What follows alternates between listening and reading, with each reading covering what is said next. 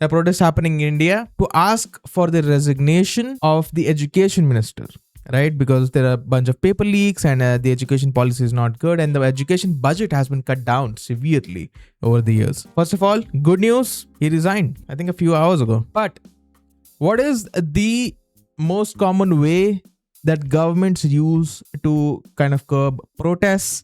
They shut down internet. Key reason behind it is social media. They don't want pictures, videos coming out from the protest. They don't want anything happening there to come out on the internet. Also to stop the protesters from communicating with each other and people on the outside communicating with the protesters, right? That is the big reason behind why internet blackouts happen in protest areas.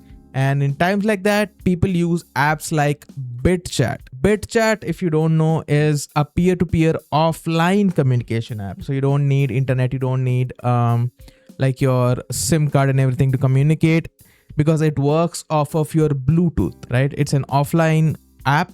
It's open source. You can see the code is hosted on GitHub. So you can use it to communicate with people. So it's especially useful in not only in protests, but if you're like traveling somewhere where network is not good and you want to communicate. If you're at a concert, it's useful in a lot of places. It became a big problem for the Indian government that people are communicating offline. So India did something that is very rare in the history of humanity. They issued a legal notice to ban the source code of BitChat.